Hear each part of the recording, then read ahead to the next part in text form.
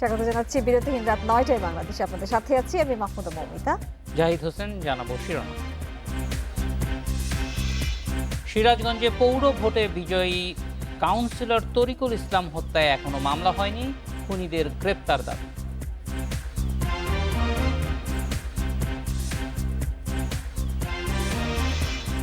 নোয়াখালীতে আবারও এক নারীকে বিবস্ত্র করে নির্যাতনের ভিডিও ধারণ, মামলার ১১ দিন পর ঘটনা জানাজানি।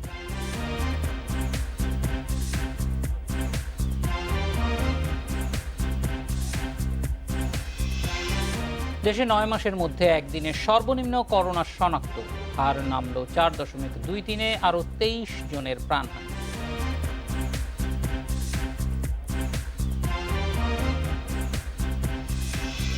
শুনছিলেন শিরোনাম, এবার বিস্তারিত। সিরাজগঞ্জে খুন হওয়া বিজয়ী কাউন্সিলর প্রার্থী তরিকুল ইসলাম খানের দাফন সম্পন্ন হয়েছে। এদিকে হত্যাকাণ্ডে বিচার দাবিতে বিক্ষোভ করেছে এলাকাবাসী। নিহত তরিকুল ইসলাম খানের পরিবারের সঙ্গে দেখা করে জড়িতদের আইনের আওতায় আনার আশ্বাস দিয়েছে রাজশাহী রেঞ্জের অতিরিক্ত ডিআইজি। ভোটে জয়ের আনন্দ থাকার কথা ছিল তরিকুল ইসলাম খানের বাড়িতে, কিন্তু স্বজনদের আহাজারিতে ভারী পরিবেশ। সিরাজগঞ্জ পৌরসভার ৬ নম্বর ওয়ার্ডের কাউন্সিলর প্রার্থী ছিলেন তরিকুল ইসলাম খান। শনিবার ফল প্রকাশের পর খুন হন ছুরিকাঘাতে। স্বজনদের অভিযোগ, পরাজিত প্রার্থী শাহাদাত হোসেন ও তার সমর্থকেরা পরিকল্পিতভাবে এই হত্যাকাণ্ড ঘটিয়েছেন। গতকালকে আমাদের সেন্টারে ৮টার সময় বলে গেছে, আমি যদি হেরে যাই তাহলে যে কোনো এক ভাই করে মেরে ফেলামু। হঠাৎ করে পিছন থেকে তাকে ছুরি মারে, ওখানে একটু সে আমাদের একটা বট গাছের ছায়ার মতো ছিল, সে আজকে নয় আমাদের বট গাছটা ভেঙে গেছে। আমরা বিচার চাই, ওর ফাঁসি চাই, আর কিচ্ছু না। জড়িতদের আইনের আওতায় এনে বিচারের দাবিতে বিক্ষোভ করেছে এলাকাবাসী। এলাকায় মোতায়েন রয়েছে অতিরিক্ত পুলিশ। তরিকুল ইসলামের পরিবারের সঙ্গে সাক্ষাৎ করেছেন পুলিশের রাজশাহী রেঞ্জের অতিরিক্ত ডিআইজি। জড়িতদের দ্রুত আইনের আওতায় আনার আশ্বাস দেন তিনি। ঘটনা সংক্রান্তে আমাদের কাছে যে আমরা এই ঘটনার একেবারে প্রায় কাছাকাছি চলে এসেছি এবং একটু সময় লাগবে। আর তদন্তের স্বার্থে আমরা আসলে এই মুহূর্তে তথ্যগুলো আপনাদের সামনে পুরোপুরি উপস্থাপন করছি না, তবে আমরা ফাইন্ড আউট করে ফেলেছি অলমোস্ট। ময়নাতদন্তের পর রোববার তরিকুল ইসলাম খানের মরদেহ হস্তান্তর করা হয় স্বজনদের কাছে। নতুন ভাঙ্গাবাড়ি ঈদগাহ মাঠে জানাজা শেষে রহমতগঞ্জ পৌর কবরস্থানে দাফন করা হয় তাকে। Independent news desk. এ নিয়ে আরও জানাতে এবার সিরাজগঞ্জ থেকে যোগ দিচ্ছেন সহকর্মী দিলীপ কুমার গৌর। দিলীপ, প্রথমেই জানতে চাই যে এই ঘটনাটি যখন ঘটেছে, যেহেতু নির্বাচনের দিনের ঘটনা, সেখানে কি তার আশেপাশে কেউ ছিলেন, অর্থাৎ এটার কোনো সাক্ষী আছেন কিনা চাক্ষুষ? আমি আপনাকে জানিয়ে রাখতে চাই যে ঘটনাটি গতকাল ঘটেছে। আপনারা জানেন যে সিরাজগঞ্জের পৌরসভার ৬ নং ওয়ার্ডের বিজয়ী কাউন্সিলর তরিকুল ইসলাম হত্যাকাণ্ড ঘটিত হয়েছে। তো এই ঘটনাটি ঘটেছে, আমরা তার পরিবারের সাথে কথা বলেছি এবং স্বজনদের সাথে কথা বলে যেটা জানতে পেরেছি যে সিরাজগঞ্জের ৬ নং ওয়ার্ডের ২টি ভোট কেন্দ্রে মূলত ভোট অনুষ্ঠিত হয়ে থাকে। একটি হচ্ছে সয়গোবিন্দ সরকারি প্রাথমিক বিদ্যালয়, অন্যটি নতুন ভাঙ্গাবাড়ি বিদ্যালয় কেন্দ্র।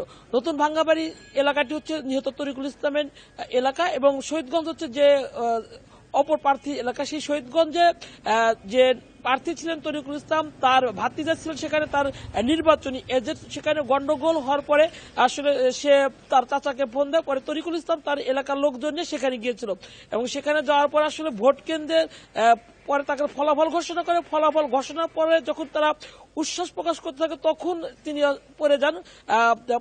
তার সাথে অনেকেই ছিলেন তার। অনেকে ভেবেছিলেন যে আসলে তিনি হয়তো স্ট্রোক করেছেন, কিন্তু তাকে যখন ধরাধরি করে নিয়ে যায় তখন দেখে তার শরীর থেকে রক্ত বের হচ্ছে। তারপর তারা দেখতে পারে তার পেটের নিচে আঘাতের চিহ্ন আছে, তখন তারা নিয়ে যান। এখানে তার যারা প্রত্যক্ষদর্শী, তার যারা এলাকাবাসী, তার যারা কর্মী সমর্থক এবং তার স্বজন যে এজেন্ট ছিলেন সেখানে, তারা অনেকেই এই ঘটনাটি দেখেছেন, সেখানে তারা উপস্থিত ছিলেন। দিলীপ কুমার, আমরা দেখেছি যে মামলা কিছুক্ষণ আগে হয়েছে, এত সময় কেন লাগলো, একদিন প্রায়? এই ব্যাপারে কি পুলিশ কিছু বলছে? না, আসলে আমরা পরিবারের সাথে কথা বলেছি, পরিবারের সাথে যে বিষয়টি জানতে পেরেছি যে আসলে কালকে যখন নির্বাচন অনুষ্ঠিত ছিল তখন কিন্তু তরিকুল ইসলাম সকালে বাড়ি থেকে বের হয়েছিলেন। রাত্রিতে যখন তিনি ফলাফলের জন্য সেখানে যান, সেখানে যাওয়ার পর আসলে তিনি কিন্তু এই ফলাফলের নিয়ে এই ফলাফলের নিয়ে যখন এই হত্যাকাণ্ড ঘটে তারপর তিনি কিন্তু তার বাসায় আসেন। তার মৃতদেহটি হাসপাতালে নেওয়া হয়, সেখানে মর্গে ছিল। তার মৃতদেহটি আনার পরে দাফন কার্য সম্পাদন করার পরে কিন্তু তার ছেলে আবুল হোসেন হৃদয় বাদী হয়ে এই মামলাটি তিনি করেছেন। আসলে এই মামলা করতে আসলে কারা এর সাথে সংযুক্ত, তারা যেহেতু প্রতিপক্ষ উট পাখির প্রতীক শাহাদাত হোসেন বুদ্দিনকে তারা প্রধান আসামি করেছে এবং তার সাথে আসলে কারা ছিল এই বিষয়গুলো খোঁজ খবর নিতে আসলে কিছুটা সময় লেগেছে বলে তারা জানিয়েছেন। এবং আমি কথা বলেছি কিছুক্ষণ আগে সিরাজগঞ্জ সদর থানার যিনি ভারপ্রাপ্ত কর্মকর্তা বাহাউদ্দিন ফারুকী, তিনি জানিয়েছেন যে মরহুম তরিকুল ইসলাম খানের ছেলে আবুল হোসেন হৃদয় তিনি বাদী হয়ে একটি এজাহার দিয়েছেন এবং সেই মামলাটি সদর থানা রেকর্ডের যে কার্যক্রম সেই কার্যক্রম চলছে। তবে এখন পর্যন্ত এই মামলার যে আসামি শুধুমাত্র শাহাদাত হোসেন বুদ্দিন নামটা আমরা জানতে পেরেছি। মামলা আর কার কার নাম রয়েছে সেটা আমরা এখন পর্যন্ত জানতে পারিনি এবং এই মামলা এখন পর্যন্ত কাউকে গ্রেপ্তার করা হয়নি। দিলীপ কুমার গৌর, অনেক ধন্যবাদ আমাদের সঙ্গে যোগ দেওয়ার জন্য। পৌর নির্বাচনে সিরাজগঞ্জে বিজয়ী বিএনপি কাউন্সিলর প্রার্থী নিহতের ঘটনাকে দুঃখজনক জানিয়ে আওয়ামী লীগ সাধারণ সম্পাদক ওবায়দুল কাদের জানিয়েছেন, দু একটি বিচ্ছিন্ন ঘটনা ছাড়া ভোট গ্রহণ হয়েছে শান্তিপূর্ণভাবে। সকালে নিজ বাসা থেকে এক ব্রিফিংয়ে এইসব কথা বলেছেন তিনি বলেছেন, পৌরসভা নির্বাচনে আওয়ামী লীগের বিদ্রোহী প্রার্থীরা জয়লাভ করলেও তাদের ভবিষ্যতে দলের কোনো গুরুত্বপূর্ণ পদ দেয়া হবে না। পরবর্তী ধাপের নির্বাচনে যারা দলের সিদ্ধান্ত মানবে না এবং দলের শৃঙ্খলা বিরোধী কাজ করবে তাদের বিরুদ্ধে শাস্তিমূলক ব্যবস্থা নেওয়া হবে। পরবর্তীতে আর মনোনয়ন পাবে না তারা। এটি শেখ হাসিনার সিদ্ধান্ত বলে জানিয়েছেন ওবায়দুল কাদের।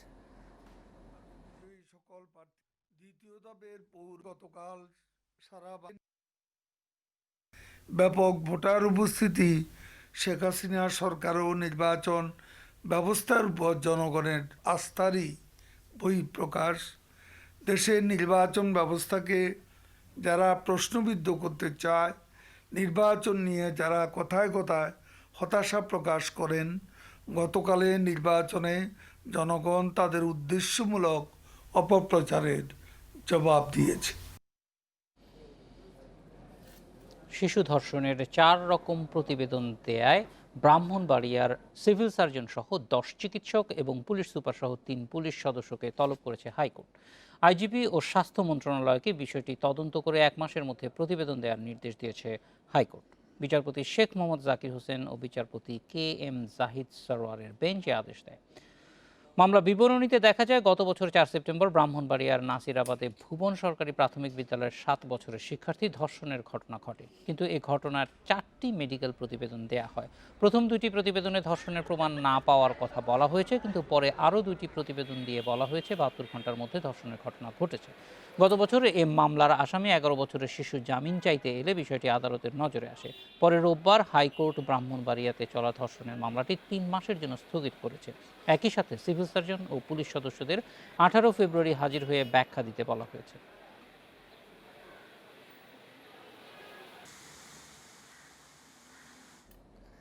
নোয়াখালীতে আবারও নারীকে বিবস্ত্র করে নির্যাতনের অভিযোগ উঠেছে। গত 1 জানুয়ারি হাতিয়ার চানুন্দি ইউনিয়নের এই ঘটনা সম্প্রতি সামাজিক যোগাযোগ মাধ্যমে ছড়িয়ে পড়ে। এই ঘটনায় গত 5 জানুয়ারি ভুক্তভোগী ওই নারী জেলার নারী এবং শিশু নির্যাতন দমন ট্রাইব্যুনাল 2-এ পিটিশন মামলা করেন।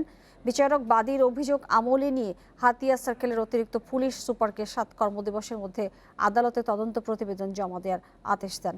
আরজিতে উল্লেখ করা হয়, গত 1 জানুয়ারি স্বামীর অনুপস্থিতিতে স্থানীয় জিয়া, ফারুক, এনায়েত, ভট্টু সহ কয়েকজন জোর করে ঘরে ঢুকে ওই নারীকে ধর্ষণের চেষ্টা চালায়। ভুক্তভোগী ওই নারী এবং তার ছেলে মেয়েদের চিৎকারে প্রতিবেশীরা এগিয়ে এলে পালিয়ে যায় সন্ত্রাসীরা। পরে তাকে উদ্ধার করে হাসপাতালে ভর্তি করা হয়। ভুক্তভোগী নারীর অভিযোগ, এই ঘটনায় থানায় মামলা নেয়নি, পরে আদালতে মামলা করেন তিনি।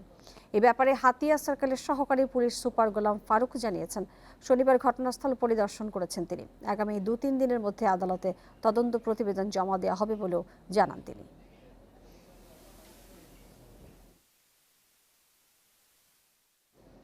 আরও জানাতে নোয়াখালী থেকে যুক্ত হচ্ছেন সহকর্মী আবু নাসের। আবু নাসের, যেটি জানতে চাই যে যে ভিডিওটি ভাইরাল হয়েছে সেই ঘটনা জানাজানি হলো সেই বিষয়ে কতটুকু নিশ্চিত হওয়া গেছে এবং পুলিশ কি বলছে? তারা তো মামলা নেয়নি, আদালতে ভুক্তভোগী তিনি মামলা করেছেন।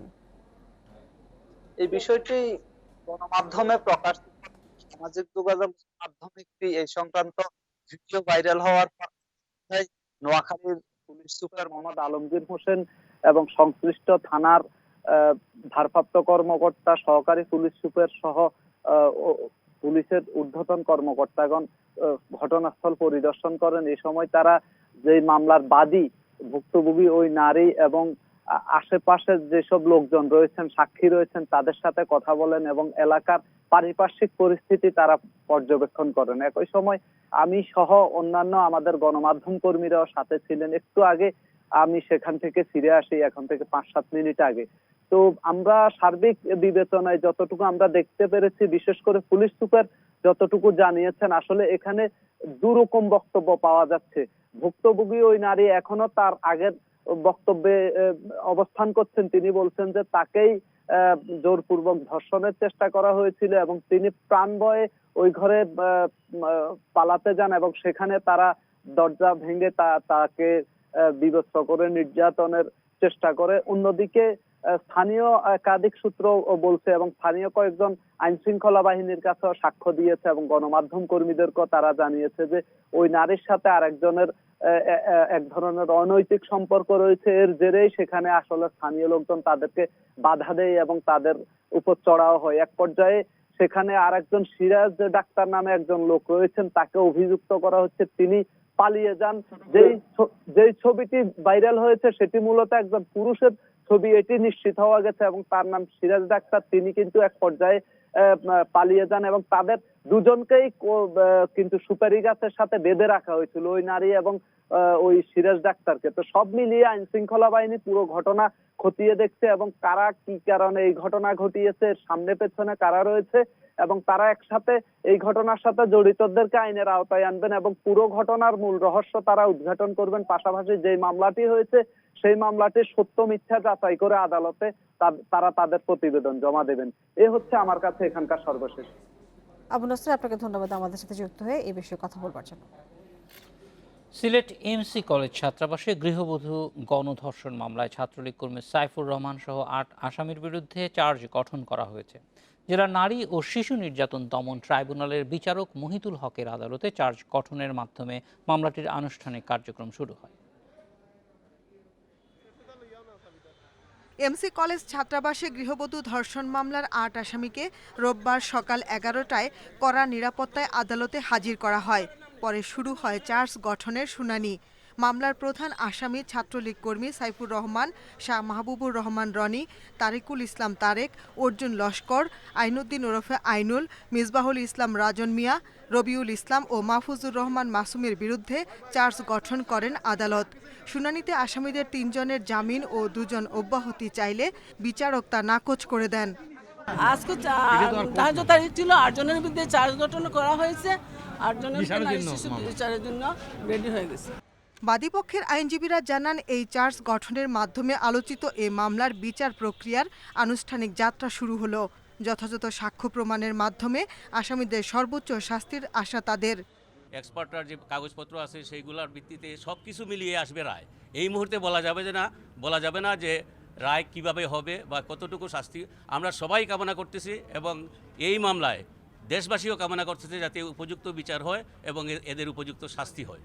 তবে আসামিদের আইনজীবীরা বলছেন, মামলার সব অভিযোগ সত্য নয়। তদন্ত সাপেক্ষে তারা অনেককেই নির্দোষ প্রমাণ করতে পারবেন। আমার আসামি যে রনি, যেটা আমি টোটালি নির্দোষ। চার্জশিটের মাঝে আইছে যে দর্শনের সাথে জড়িত না, শুধু ওই সহযোগিতার। গত বছরের 25 ডিসেম্বর রাতে সিলেটের এমসি কলেজে স্বামীর সঙ্গে বেড়াতে গিয়ে ধর্ষণের শিকার হন ওই গৃহবধূ। পরদিন সকালে নির্যাতিতার স্বামী বাদী হয়ে শাহপরান থানায় মামলা করেন। 3 ডিসেম্বর মামলায় প্রধান অভিযুক্ত ছাত্রলীগ কর্মী সাইফুর সহ 8 জনের বিরুদ্ধে আদালতে চার্জশিট জমা দেয় পুলিশ। এতে 8 জনের মধ্যে 6 জনকে ধর্ষণে সরাসরি এবং 2 জনকে তাদের সহযোগী হিসেবে উল্লেখ করা হয়। মামলায় সাক্ষী রাখা হয় 49 জনকে। Independent news desk. ঢাকার কেরানীগঞ্জে ব্যাডমিন্টন খেলাকে কেন্দ্র করে খুন হয়েছে এক কিশোর। হামলায় আহত হয়েছে আরও 3 জন। এই ঘটনায় 2 জনকে গ্রেপ্তার করা হয়েছে। কিশোর গ্যাং সংশ্লিষ্টতা রয়েছে কিনা তা খতিয়ে দেখছে পুলিশ। শনিবার রাত 10টার দিকে এলাকার কয়েকজন ছেলে বাড়ি থেকে ডেকে নিয়ে যায় মোহাম্মদ সানজুকে। রাত 10:30টার দিকে তাকে সহ আরও 3 জনকে রক্তাক্ত অবস্থায় পাওয়া যায় কেরানীগঞ্জের মিধাবাড়ি এলাকার মাঠের পাশের একটি গলিতে। পরে তাদের মিটফোর্ড হাসপাতালে নেওয়া হলে সানজুকে মৃত ঘোষণা করেন চিকিৎসক। পরিবারের দাবি, শুক্রবার ব্যাডমিন্টন খেলা নিয়ে সানজুর সঙ্গে কথা কাটাকাটি হয় কয়েকজনের। এর জেরেই ঘটেছে এই ঘটনা।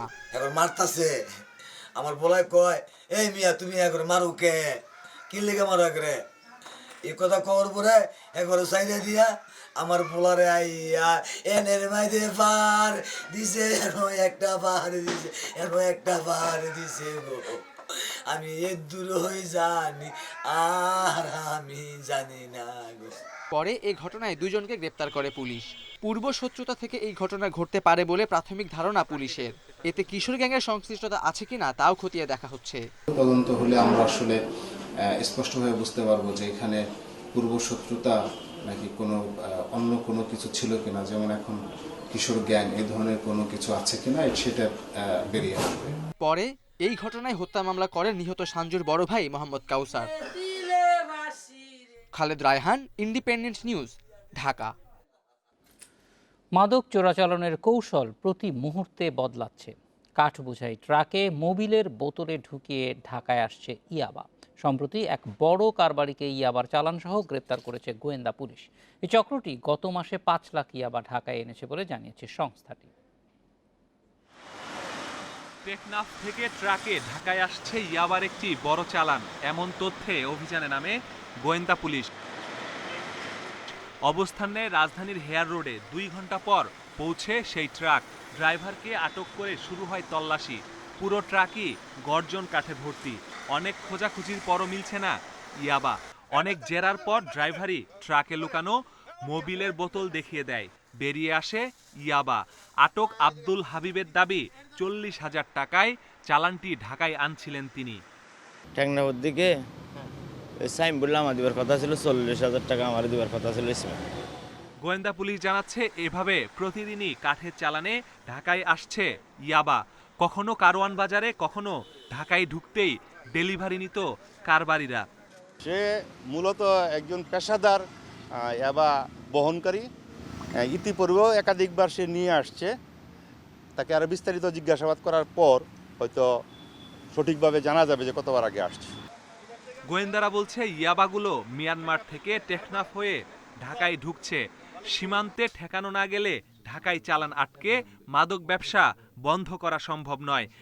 টেকনাফের আর কারা কারা এর সাথে জড়িত, কাদের কাছ থেকে তারা এই মালগুলো নিয়ে আসছিল এবং কারণ বাজারে কাদেরকে এটা ডেলিভারি দিতে যাচ্ছিল, সেটাকে আমরা ব্যাক লিঙ্কেজ এবং আপ লিঙ্কেজে এদেরকে ধরার চেষ্টা চালাবে। মাদক প্রবেশ বন্ধে গোয়েন্দা নজরদারি বাড়ানোর পাশাপাশি অভিযান অব্যাহত রাখবে DB. Masudur Rahman, independent News, Dhaka. গত 9 মাসের মধ্যে করোনায় দেশে সর্বনিম্ন সংক্রমণের হার আজ। রোববার দুপুর পর্যন্ত 24 ঘন্টায় 13,446 নমুনা পরীক্ষায় রোগী শনাক্ত 569 জন। এ নিয়ে মোট শনাক্ত 5,27,632 জন। স্বাস্থ্য অধিদপ্তরের সংবাদ বিজ্ঞপ্তিতে জানানো হয়েছে, পরীক্ষা বিবেচনায় শনাক্তের হার 4.23। দেশে করোনায় আরও মৃত্যু হয়েছে 23 জনের। এই নিয়ে মোট মৃত্যু 7,906 জন। এর মধ্যে পুরুষ 16 এবং নারী 7 জন। শনাক্ত বিবেচনায় মৃত্যু হার 1.50। একদিনে নতুন করে সুস্থ 681 জন সহ মোট সুস্থ 4,72,437 জন। শনাক্ত বিবেচনায় সুস্থতার হার 89.54।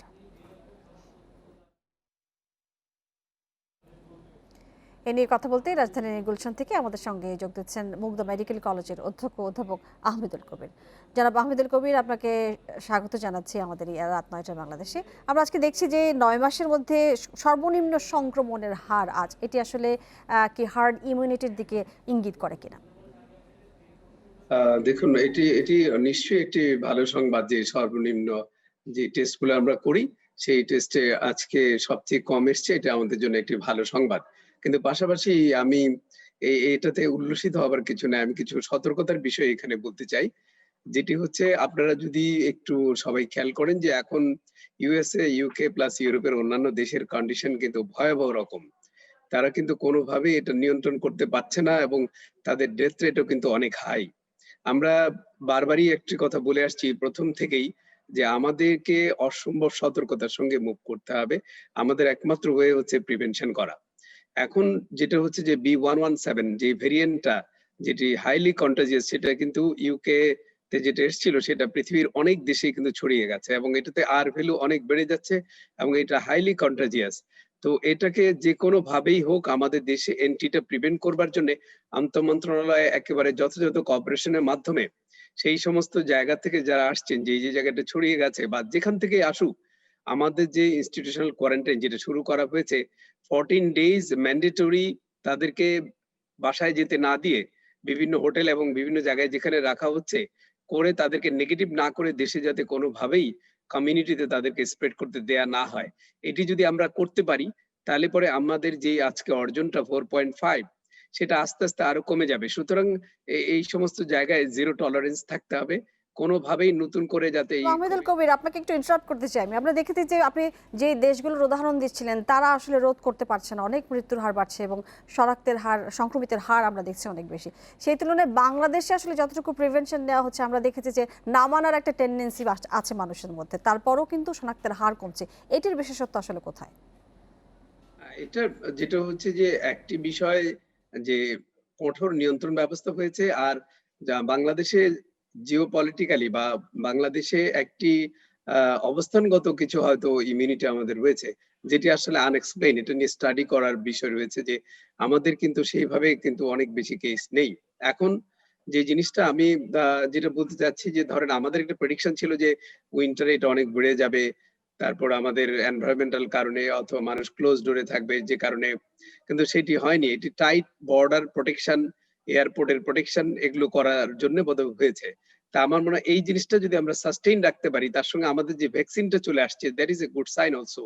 এই দুটোর কম্বিনেশন এবং আমাদের আপাত কিছু ক্ষতি হলেও সমস্ত বাইরের থেকে যারাই আসছেন তাদেরকে যদি আমরা প্রপার স্ক্রিনিং করে, যেমন কোয়ারেন্টাইন করে তারপর তাদেরকে যদি এন্ট্রি করে, এই জায়গাটায় যদি আমরা কোনো ছাড় না দেই, তাহলে পরে আমাদের জনগণের জন্য একটি সুখবর নিশ্চয়ই এটি নিয়ে আসতে পারবে। আপনি জানেন যে কিছুক্ষণ আগেই ওয়াশিংটন পোস্টের একটি নিউজ আমি দেখছিলাম ঘন্টা দুয়েক আগে, তারা প্রেডিক্ট করছে যে ইউএসএ তে এই যে B117 ভেরিয়েন্ট, সেটি কিন্তু ভয়ানক হারে ঢুকে যাচ্ছে এবং আগামী 1 থেকে 2 মাসে ইউএস এর কোভিড-19 স্প্রেডের সংখ্যা বিয়ন্ড কন্ট্রোল চলে যাবে। সুতরাং আমরা এই ধরনের আর কোন রকম থ্রেড যাতে আমাদের না পড়ে, এই ধরনের যে কোনো ধরনের নতুন করোনার সংক্রমণে যেন আমরা না পড়ি, সেই নিশ্চয়তা নিশ্চয়ই আমরা দেখব বলে আশা করছি। অনেক ধন্যবাদ আহমেদুল কবির আমাদের সাথে যুক্ত হওয়ার জন্য। গ্লোব বায়োটেকের করোনা ভ্যাকসিন বঙ্গোভ্যাক্সের ক্লিনিক্যাল ট্রায়ালের নৈতিক অনুমোদনের জন্য বাংলাদেশ মেডিকেল রিসার্চ কাউন্সিল BMRC-তে প্রোটোকল জমা দেওয়া হয়েছে।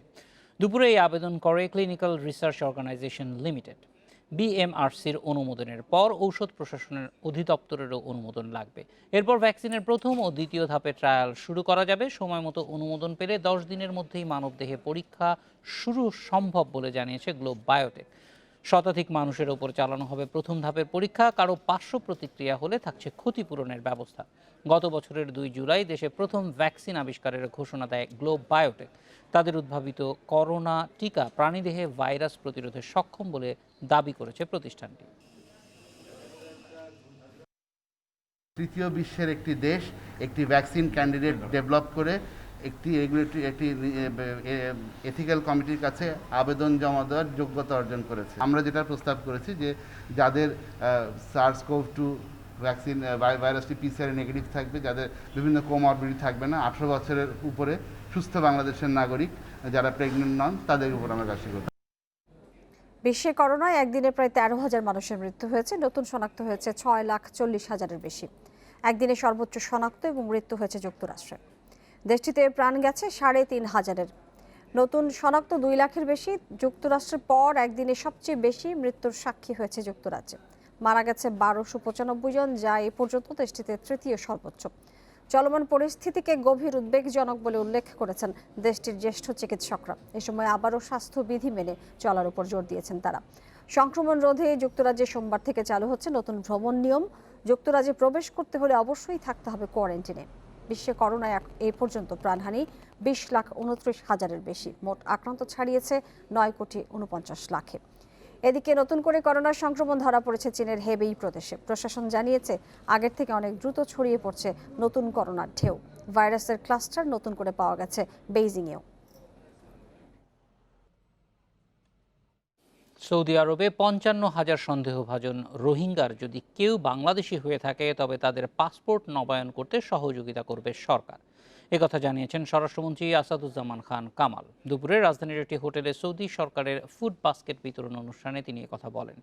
সৌদিতে অবস্থানরত বৈধ বাংলাদেশি নাগরিকরা যেন কোনো হয়রানির শিকার না হয় সেজন্য সৌদি সরকার সহায়তা করবে বলেও আশা স্বরাষ্ট্রমন্ত্রী।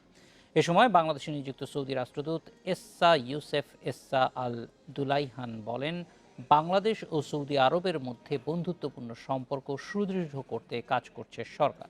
যাচাই বাছাই করে বাংলাদেশ থেকে শ্রমিক নেয়ার আগ্রহ প্রকাশ করেন তিনি আরও বলেন, বর্তমানে প্রতিদিন 6,000 বাংলাদেশের নতুন ভিসা নবায়ন ও বাতিল কার্যক্রম সম্পন্ন করা হচ্ছে।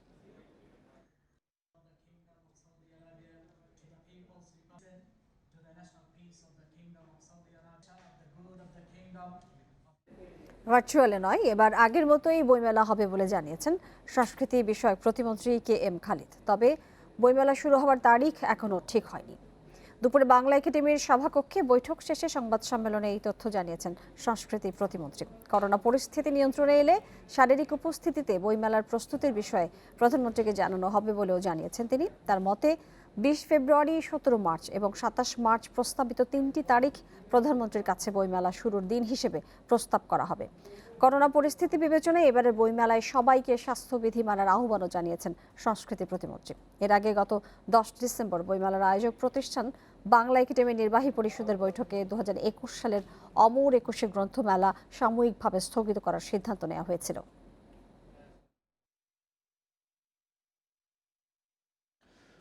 মুক্তিযুদ্ধের বিজয় গাথা তুলে ধরে চলচ্চিত্র নির্মাণের আহ্বান জানিয়েছেন প্রধানমন্ত্রী শেখ হাসিনা। তিনি বলেন, এমন চলচ্চিত্র বানাতে হবে যাতে বিজয়ের ইতিহাস প্রজন্মের পর প্রজন্ম জানতে পারে।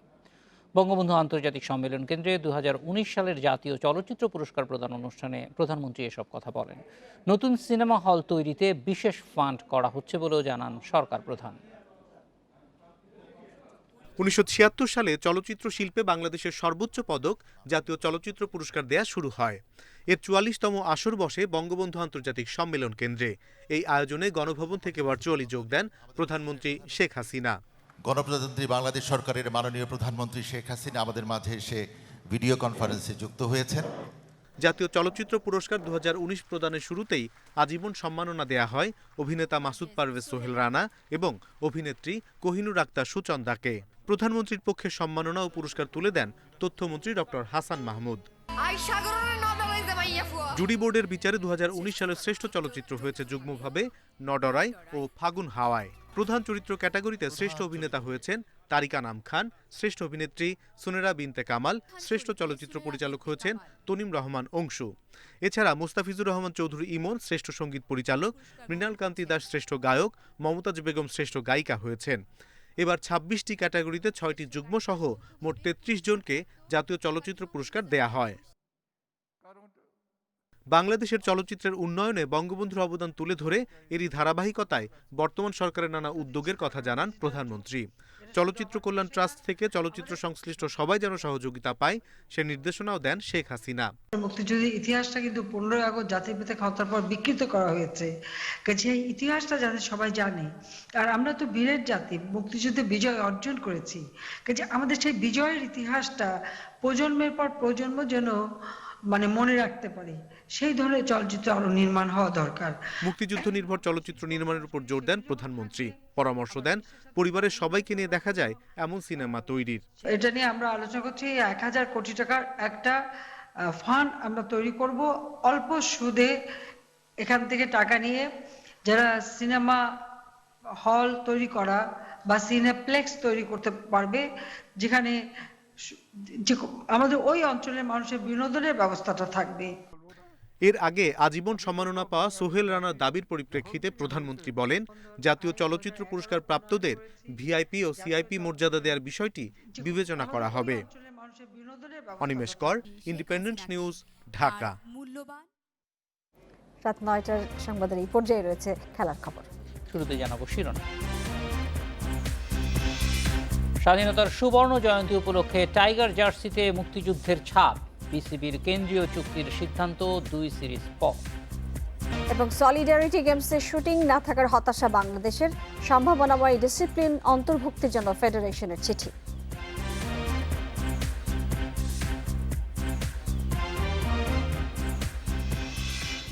করোনার কারণে স্বাধীনতার 50 বছর পূর্তিতে বড় আয়োজন সম্ভব হচ্ছে না, তাই তো দর্শকহীন মাঠে ক্রিকেটারদের জার্সিতেই ফুটিয়ে তোলা হবে স্বাধীনতা মুক্তিযোদ্ধাদের আত্মত্যাগ। টাইগারদের জন্য যে জার্সি প্রস্তুত করা হয়েছে সেখানে থাকবে শুধু লাল সবুজের মিশ্রণ। স্মৃতিসৌধ ও বিজয়ের মুহূর্তও থাকবে জার্সিতে। এদিকে 2 থেকে 3টি সিরিজে ক্রিকেটারদের দেখে চুক্তি নবায়ন করবে বিসিবি। করোনাতে ভেস্তে গেছে মুজিব বর্ষ উদযাপনের সব পরিকল্পনা। সামনে আরও একটি উপলক্ষ, স্বাধীনতার 50 বছর পূর্তি। মার্চে দেশে কোনো আন্তর্জাতিক ম্যাচ নেই, সেজন্য উইন্ডিজ সিরিজের উপলক্ষকে কাজে লাগাতে চান বিসিবি কর্তারা। করোনার কারণে বড়সড় কিছু করা যাচ্ছে না, তাই তো বিশেষ জার্সিতে স্মরণ করা হবে মুক্তিযুদ্ধকে, শ্রদ্ধা জানানো হবে জাতির শ্রেষ্ঠ সন্তান মুক্তিযোদ্ধাদের। 20 জানুয়ারি প্রথম ওয়ানডেতে নতুন ডিজাইনের জার্সি পরবেন সাকিব মুশফিকরা। পুরো সবুজ এবং লাল দিয়ে করানো, এখানে অন্য কোনো কালার নেই। এবং এখানে আপনার আমাদের ফ্ল্যাগে যেভাবে সূর্যটা, লাল সূর্য যেটা আছে সেটা আমরা ওখানে তুলে ধরেছি। আমরা তুলে ধরেছি আপনার আমাদের মুক্তিযোদ্ধা ভাইরা যেভাবে স্বাধীনতার পর যেভাবে উল্লাস করেছে, সেলিব্রেট করেছে সেটা, এবং তার সাথে আমাদের যে স্মৃতিসৌধ আছে সেটা আমরা ওখানে উল্লেখ করেছি।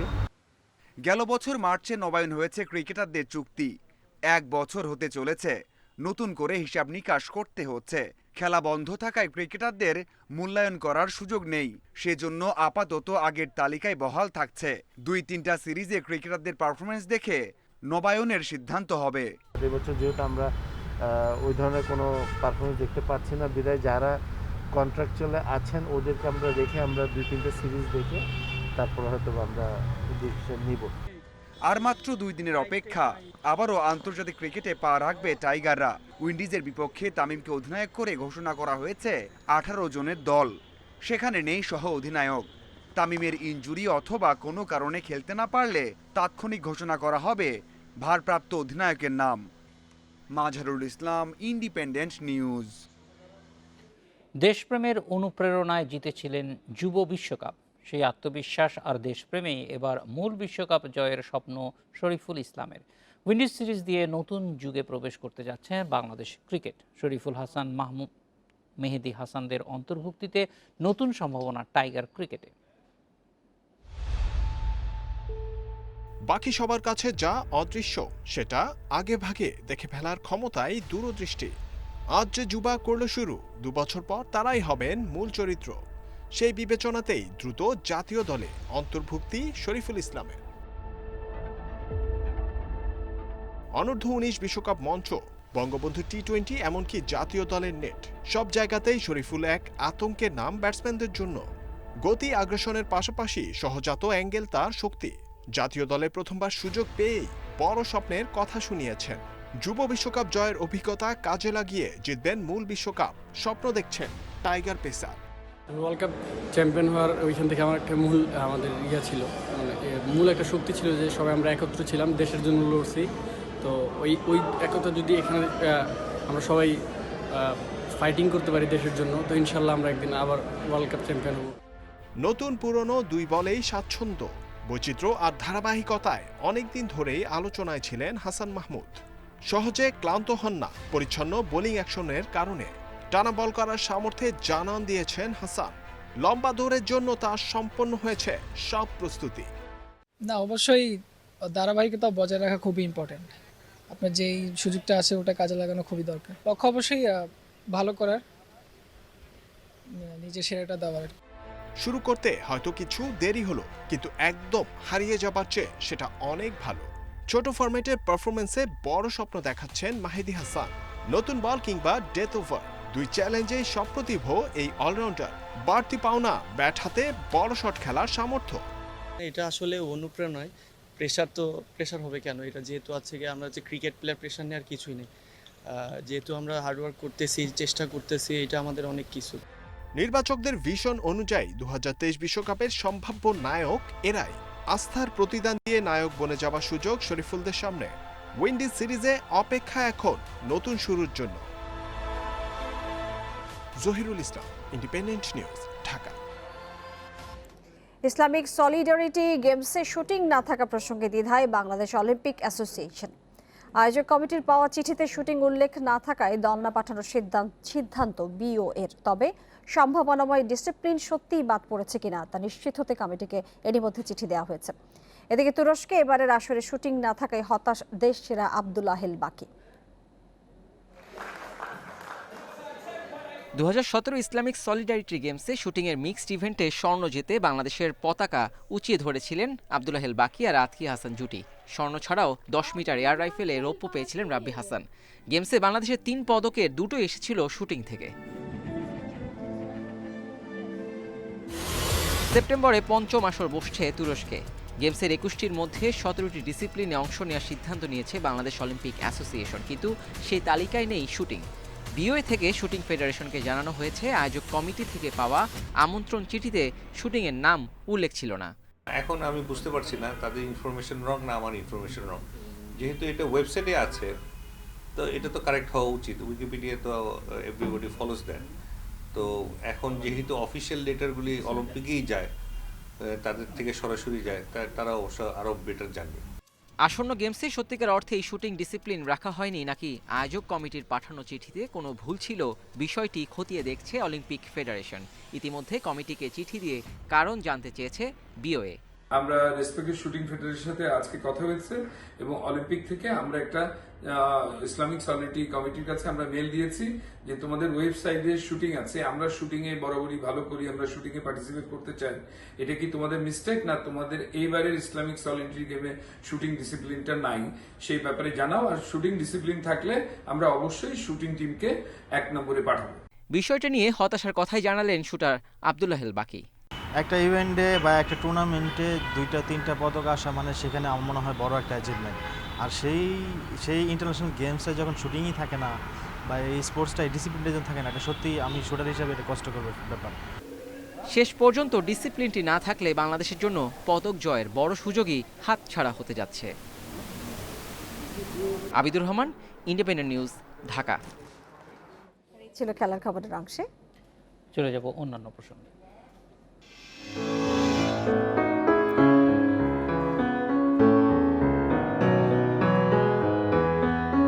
গবেষণা চলছে বহুদিন ধরে, অবশেষে সফল হলো ইউক্রেনের এক কিশোর।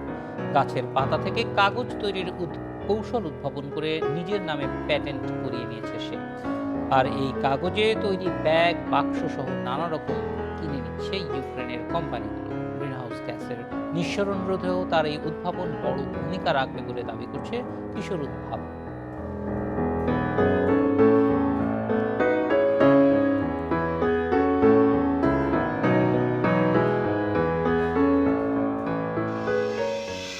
সংবাদটি দেখব খবরের শেষ অংশে। জলাবদ্ধতা নিরসনে রাজধানীর মান্ডা খালে অভিযান চালিয়ে ঢাকা দক্ষিণ সিটি কর্পোরেশন এ সময়কার খাল দখল করে নির্মিত বেশ কিছু ভবনের বর্ধিত অংশ ভেঙে দেওয়া হয়েছে। উচ্ছেদ করা হয় খালের উপরের অবৈধ সেতু। ডিএসসিসির প্রধান সম্পত্তি কর্মকর্তা জানিয়েছেন, খালের সীমানা নির্ধারণ করেই এসব স্থাপনা উচ্ছেদ করা হচ্ছে। মান্ডা খাল বাসাবো মুগদার পানি নিষ্কাশনের অন্যতম মাধ্যম, অথচ খালটির প্রতি যেন কারো নজরই নেই।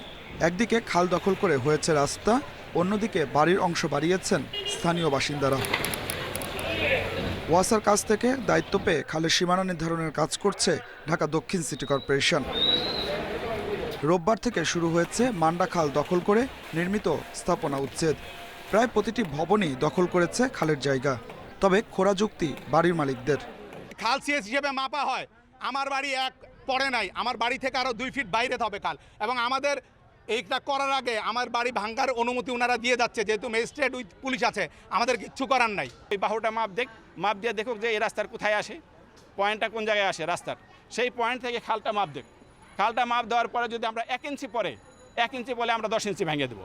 খালের জায়গায় না কেউ আসার সম্ভাবনা নেই, সবার ডিমার্কেশন দেওয়া। সরু রাস্তার জন্য এক্সকাভেটর আনতে পারেনি ডিএসসিসি। এ কারণে শ্রমিকরা হাতুড়ি দিয়ে ভাঙছেন বাড়ির বর্ধিত অংশ। কোনো কোনো বাড়ির মালিক নিজ উদ্যোগেই ভেঙে দিচ্ছেন বর্ধিত অংশ। ডিএসসিসির প্রধান সম্পত্তি কর্মকর্তা জানিয়েছেন, খাল উদ্ধারে ছাড় পাবে না কেউই। ব্রিজের যে পিলার, যাতে মূল পানি প্রবাহ বাধাগ্রস্ত হচ্ছে, আমরা কিন্তু ইন্ডিভিজুয়াল বাড়ির সামনে যে ব্রিজগুলো ছিল সেগুলো ভেঙে দিয়েছি। শুধুমাত্র মহল্লায় যেগুলো চলাচল করে অনেক লোকজন, সেগুলো রেখে বাকিগুলো ভেঙে দিয়েছি। আমাদের এই ব্রিজগুলো অপসারণ করা না হলে আমাদের যে ময়লার যে যন্ত্র দিয়ে আমরা ময়লা পরিষ্কার করি, সেটি এখানে প্রবেশ করানো কোনোভাবেই সম্ভব হবে না। গত 31 ডিসেম্বর দায়িত্ব পেয়ে 2 জানুয়ারি থেকে মাঠে নামে ডিএসসিসি। এখন পর্যন্ত পান্থপথ, সেগুনবাগিচা কালভার্ট এবং জিরানি মান্ডাখালে উচ্ছেদ কার্যক্রম চালিয়েছে সংস্থাটি। Adilur Rahman, independent News, Dhaka. Corona মহামারীর প্রভাব মোকাবিলায় 2700 কোটি টাকার আরও 2টি প্রণোদনা প্যাকেজ ঘোষণা করেছে সরকার। ক্ষুদ্র, কুটির এবং মাঝারি শিল্পে গতি সঞ্চার এবং সামাজিক নিরাপত্তা কর্মসূচি সম্প্রসারণে প্রধানমন্ত্রী নতুন এই 2টি প্রণোদনা কর্মসূচি অনুমোদন করেছেন। রোববার অর্থ মন্ত্রণালয়ের এক সংবাদ বিজ্ঞপ্তিতে জানানো হয়েছে, কর্মসূচি 2টির বাস্তবায়ন অবিলম্বে শুরু হবে। গত বছরের মার্চে দেশে করোনা মহামারী শুরুর পর বৃহৎ, মাঝারি ও ক্ষুদ্র শিল্পের জন্য 1 লাখ কোটি টাকার বেশি ঋণ প্রণোদনা ঘোষণা করে সরকার। এরই মধ্যে এসব প্রণোদনার বেশিরভাগ অর্থ ক্ষতিগ্রস্তদের দেয়া হয়েছে। যদিও এসএমই শিল্প খাতে এখনও পুরোপুরি বিতরণ হয়নি প্রণোদনার অর্থ। গত নভেম্বরে অর্থনীতিতে প্রথম প্রণোদনার প্রভাব নিয়ে অর্থ বিভাগের আলোচনায় আরেকটি প্যাকেজ ঘোষণার সুপারিশ করেন সংশ্লিষ্টরা। এর পরিপ্রেক্ষিতে কুঠির, ক্ষুদ্র ও মাঝারি শিল্পে 2700 কোটি টাকার নতুন 2টি প্রণোদনার অনুমোদন দেন প্রধানমন্ত্রী শেখ হাসিনা। প্রথম প্যাকেজের আকার 1,500 কোটি টাকা, যার আওতায় ঋণ পাবেন সিএসএমই ও নারী উদ্যোক্তারা। 1200 কোটি টাকার দ্বিতীয় প্যাকেজের আওতায় আগামী অর্থবছর দেশের 150টি উপজেলায় দরিদ্র, বিধবা ও স্বামী পরিত্যক্তা নারীদের ভাতার আওতায় আনা হবে। গ্রামীণ প্রান্তিক জনগোষ্ঠীর জীবনযাত্রার মান উন্নয়ন, বয়স্ক ও বিধবাদের সামাজিক নিরাপত্তা কর্মসূচি সম্প্রসারণের লক্ষ্যে মাননীয় প্রধানমন্ত্রী আজ 2700 কোটি টাকার একটি প্রণোদনা প্যাকেজ ঘোষণা করেছেন। উক্ত প্রণোদনা প্যাকেজ থেকে মাননীয় প্রধানমন্ত্রী এসিং ফাউন্ডেশনের জন্য 300 কোটি টাকা বরাদ্দের অনুমতি দিয়েছেন। তবে বিশ্লেষকরা বলছেন, শুধু প্রণোদনা ঘোষণা করলেই হবে না। প্রণোদনার ঋণ যাতে সুষ্ঠুভাবে বণ্টন হয় তা কঠোরভাবে নজরদারির আওতায় আনতে হবে। স্বল্প সময়ে স্বল্প খরচে কিছু বেসিক কিছু ডকুমেন্টেশনের মাধ্যমে তাদেরকে যদি অন্তত প্রণোদনার অর্থ ছাড়ের মতো কিছুটা যদি সাহায্য করার ব্যবস্থা করা যেতে পারে স্বল্প সময়ের মধ্যে, তাহলে কিন্তু অনেকেই রয়েছেন যারা পিছিয়ে পড়া, তারা কিন্তু এই প্রণোদনা প্যাকেজ থেকে গুরুত্বটা এবং উপকারটা পেতে পারবেন। নতুন 2টি সহ মোট প্রণোদনা প্যাকেজের সংখ্যা দাঁড়ালো 23টিতে। এসব তহবিলে বরাদ্দ দেওয়া মোট অর্থের পরিমাণ 1,24,053 কোটি টাকা, যা দেশের মোট জিডিপির 4.44%। ইফাতারা, ইন্ডিপেন্ডেন্ট নিউজ। প্রবাসীদের প্রণোদনার জন্য বরাদ্দ 200 কোটি টাকা থেকে বিতরণ হয়েছে মাত্র 33 লাখ টাকা। সকালে নাগরিক প্ল্যাটফর্ম ফর এসডিজির এক ভার্চুয়াল সংলাপে উঠে আসে এসব তথ্য। প্রবাসী কল্যাণ ব্যাংকের শাখা ও জনশক্তি কম থাকায় প্রণোদনার অর্থ বিতরণে বিলম্ব হচ্ছে বলে জানান প্রবাসী কল্যাণ ও বৈদেশিক কর্মসংস্থান মন্ত্রণালয় সম্পর্কিত সংসদীয় স্থায়ী কমিটির সভাপতি আনিসুল ইসলাম মাহমুদ। বর্তমানে বিশ্বের বিভিন্ন দেশে কাজ করছেন 1 কোটির বেশি প্রবাসী। প্রবাসী কল্যাণ ও বৈদেশিক কর্মসংস্থান মন্ত্রণালয়ের হিসাবে করোনা মহামারী শুরুর পর দেশে ফিরেছেন প্রায় 4,23,000 প্রবাসী। নাগরিক প্ল্যাটফর্ম ফর এসডিজির ভার্চুয়াল সংলাপে বলা হয়, কাজ হারিয়ে দেশে ফিরেছেন অনেকে, আবার অনেকে এসেছেন ছুটিতে। অর্থের অভাবে মানবেতর জীবন কাটছে তাদের। 12 মাস 11 মাস যাবত দেশে পড়ে আছি, আমাদের আর্থিক অবস্থা খুবই খারাপ। সংলাপে Welfare Association for Rights of Bangladeshi Immigrants WARBE জানায়, করোনার এই সংকটে প্রবাসীদের জন্য প্রবাসী কল্যাণ ব্যাংকে 200 কোটি টাকা বরাদ্দ দিয়েছে সরকার। এর মধ্যে বিতরণ হয়েছে 0.17% মাত্র। এদিকে এই অবস্থাকে প্রবাসীদের প্রতি অবহেলা মন্তব্য করে উদ্বেগজনক বলছেন অর্থনীতিবিদরা। বলছেন প্রবাসীদের জন্য পুনরায় কর্মসংস্থান সৃষ্টি করা না হলে দারিদ্র্য বিমোচন ও টেকসই উন্নয়ন সম্ভব নয়। সংসদে প্রবাসীদের প্রতিনিধিত্বের ব্যাপারেও জোর দিয়েছেন তারা। বিদেশে আমাদের কর্মসংস্থান হবে 20 লক্ষের মতো, সেখানে হয়েছে আপনার প্রায় 3.5 লক্ষের উপরে। সেহেতু আপনি দেখবেন যে ধরা হয়েছিল 16% হবে, হয়েছে আসলে কার্যত 37%। প্রবাসী কল্যাণ ও বৈদেশিক কর্মসংস্থান মন্ত্রণালয় সম্পর্কিত সংসদীয় স্থায়ী কমিটির সভাপতি আনিসুল ইসলাম মাহমুদ জানান, প্রবাসীদের সমস্যা সমাধানে কাজ করছে সরকার। প্রবাসীদের ঋণ বিতরণে জোর দেওয়ার পাশাপাশি করোনার টিকার ক্ষেত্রেও অগ্রাধিকার দেওয়া হবে। ভ্যালু অ্যাডেড যদি আমরা ধরি, 50% যদি ভ্যালু অ্যাডেড ধরি, তাহলে it comes to almost 10% of the value added we are giving in terms of incentive. We can this flow is going to be sustainable. গেল 10 বছরের তুলনায় আগের বছরের জুলাই থেকে ডিসেম্বরে দেশে প্রবাসী আয় বেড়েছে 38%। করোনায় যাতায়াত সীমিত হওয়ায় ও সরকারের প্রণোদনার কারণে প্রবাসীরা হুন্ডির পরিবর্তে বৈধ পথে দেশে টাকা পাঠাচ্ছেন। এটি প্রবাসী আয় বাড়ার কারণ বলেও মনে করছেন অর্থনীতিবিদরা। Irin Khatun, Independent News, Dhaka. ইউক্রেনে গাছের পাতা থেকে কাগজ তৈরির পদ্ধতি উদ্ভাবন করেছেন এক কিশোর। তৈরি হচ্ছে ব্যাগ, বাক্স সহ নানা রকম জিনিসপত্র। এই কাগজ দিয়ে তৈরি পণ্য কিনেছে ইউক্রেনের কোম্পানিগুলো। পরিবেশ বান্ধব এই কাগজ ভূমিকা রাখবে গ্রিন হাউস গ্যাসের নিঃসরণ রোধেও। ইউক্রেনে পড়ে থাকা গাছের পাতা কুড়াতে ব্যস্ত একদল শ্রমিক। এসব পাতা চলে যাবে কারখানায়, তৈরি হবে পরিবেশ বান্ধব কাগজের ব্যাগ ও ডিম রাখার বাক্স। গাছের পাতা থেকে কাগজ তৈরির বিষয়ে বেশ কয়েক দফা পরীক্ষা নিরীক্ষা চালানোর পর সফল হয়েছেন কিশোর ভ্যালেন্টিন ফ্রিচকা। কৌশলটি নিজের নামে পেটেন্ট করিয়ে শুরু করেছেন উৎপাদন। এই পদ্ধতিটি বেশ ইউনিক। আমরা শিখেছি কিভাবে পাতা থেকে আঁশ আলাদা করতে হয় এবং তা কাগজ উৎপাদনে ব্যবহার করা যায়। পাশাপাশি আমরাই বিশ্বে প্রথম যারা বাণিজ্যিক উৎপাদনে যাচ্ছি। কাগজ থেকে পাতা তৈরির বিষয়টি নিয়ে এর আগে গবেষণা হলেও কেউ কখনোই তা বাস্তবে কাজে লাগায়নি। বেশ কয়েকটি ধাপ পার হয়ে পাতা থেকে তৈরি হয় কাগজ। প্রথমে বিশেষ একটি মেশিন দিয়ে পাতা থেকে আঁশগুলো আলাদা করা হয়। এরপর তা মন্ডে পরিণত করে রাসায়নিক দিয়ে কয়েকবার ধোয়া হয়। একদম শেষ ধাপে মন্ডগুলোকে পাতলা আবরণে পরিণত করে তৈরি করা হয় কাগজের রোল। গাছের পাতা থেকে তৈরি এই কাগজ ভূমিকা রাখবে গ্রিনহাউস গ্যাস নিঃসরণ রোধক। গাছের পাতায় ক্ষতিকর কার্বন ডাই অক্সাইড জমা থাকে। যখন তা পচে যায় তা পরিবেশে ছড়িয়ে পড়ে, কিন্তু পাতা থেকে কাগজ তৈরি হলে তা আর পরিবেশে ছড়িয়ে পড়তে পারে না। উৎপাদিত কাগজেই তা আটকে থাকে। ফ্রিচকা এই কাগজের নাম দিয়েছেন রিলিফ পেপার। ইতোমধ্যে তৈরি করেছেন পরিবেশ বান্ধব ব্যাগ, ডিমের বাক্স। এখন তিনি কার্ডবোর্ড তৈরিতে মনোযোগ দিয়েছেন। আমরা এখন পর্যন্ত যেগুলো তৈরি করেছি তা সাধারণ কাগজ দিয়ে তৈরি করা জিনিসের মতোই। এর ওপর আপনি প্রিন্ট করতে পারবেন। তাই এখন আমাদের লক্ষ্য উৎপাদন বাড়ানো এবং সকলের হাতে এসব পণ্য পৌঁছানো। ইউক্রেনের স্থানীয় কোম্পানিগুলো ফ্রিচকার উৎপাদিত এই কাগজের ব্যাগ ব্যবহার করছে। তবে এবার ফ্রিচকার লক্ষ্য আন্তর্জাতিক বাজারে প্রবেশ করা। কাজী শামীম হাসান, ইন্ডিপেন্ডেন্ট নিউজ। আর এই ছিল বিরতিহীন রাত 9টার বাংলাদেশে। ইন্ডিপেন্ডেন্ট টেলিভিশনের সব খবর বিস্তারিত জানতে চোখ রাখুন ফেসবুক, ইউটিউব, টুইটার।